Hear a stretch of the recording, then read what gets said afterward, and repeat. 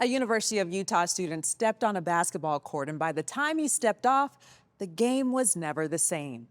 That student, Wat Misaka, shattered racial barriers in basketball and beyond, leaving a legacy that still inspires young athletes.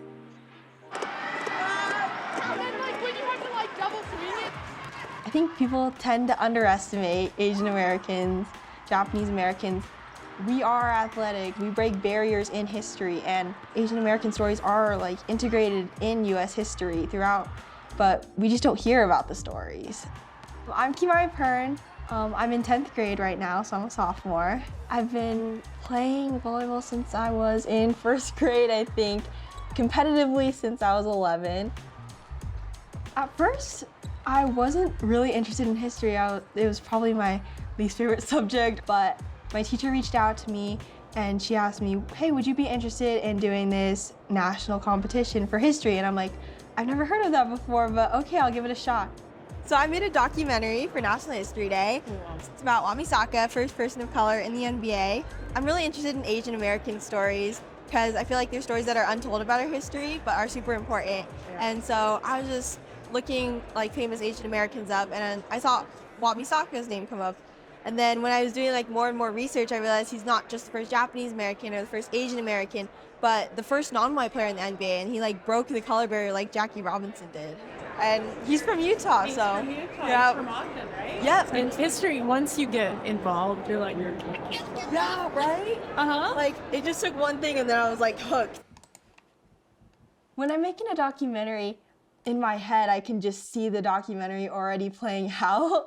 This is Wat when during a Knicks game, they were recognizing him for being the first Knicks draft pick and being the first non-white player in NBA history. They announced it to the whole stadium. That was so cool. So Wat Misaka was born in Ogden, Utah. He grew up on the famous 25th Street. He went to Weber Junior College, which is now Weber State. He played there. They won the ICAC championships twice. And then he moved to University of Utah. It was there that he won the NCAA championships and NIT championships when he got back from the war. And so it seems like the winning kind of followed Wat around wherever he went. In '44, it really was a local team. And, you know, people say, boy, it sure was a fluke that a team from little old Utah could win the national championship. I keep saying that the fluke was in that we had so many good basketball players coming up at the same time from such a small area. I think there are 5 of the team that signed pro contracts. And the whole state went wild. I learned that he was a really good athlete. He earned the nickname Kilowatt for being like so quick, speedy on the court. And I've seen some of the videos. It's crazy how quick he is and how good his defense is. When I won my most valuable player thing was coming across the center, getting the ball coming across the center. A lot of them, like myself, would shoot with 1 foot off the floor. You know, they shoot with a little hop. The shot's just about gone. You know, yeah, like this.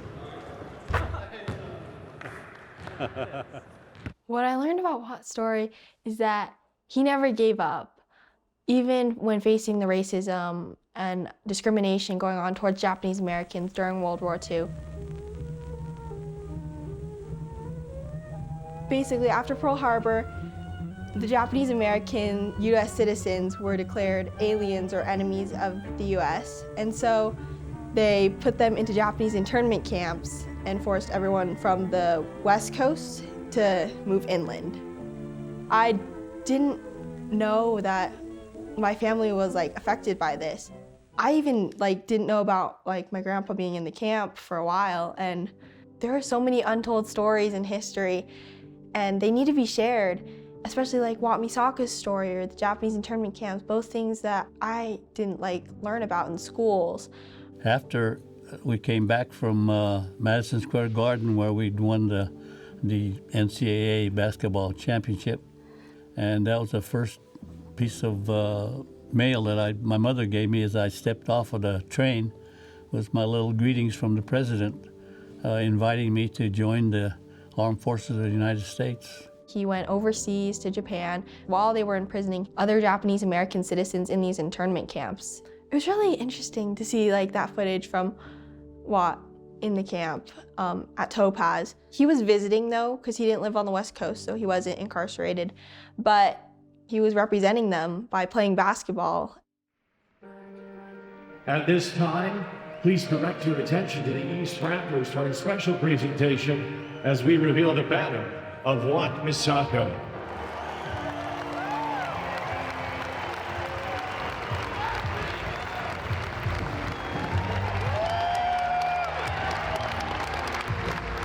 And now a few words from Nancy Umemura.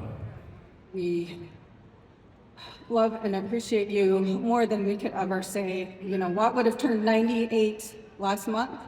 And thank you to the Utah community for supporting Watt and our family for nearly 100 years.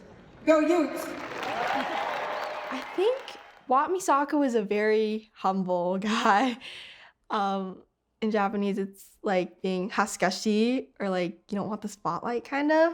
He was just kind of quietly going on with his life, and people just didn't recognize that he was the one who broke the barrier.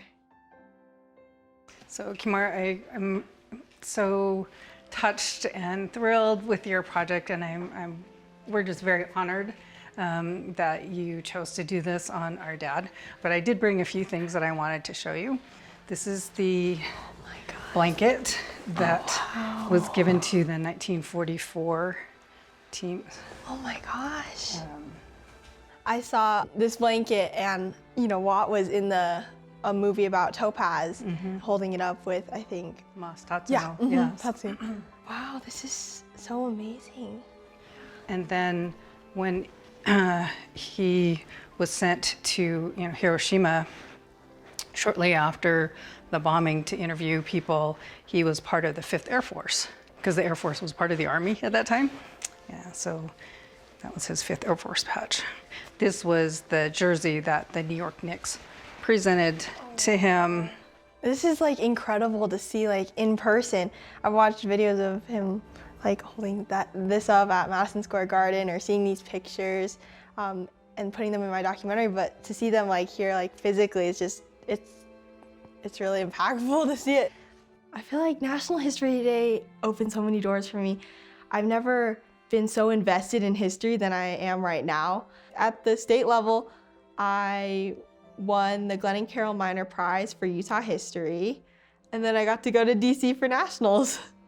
I want to be a filmmaker when I grow up, and I want to keep doing documentaries. I want to keep sharing stories, and yeah.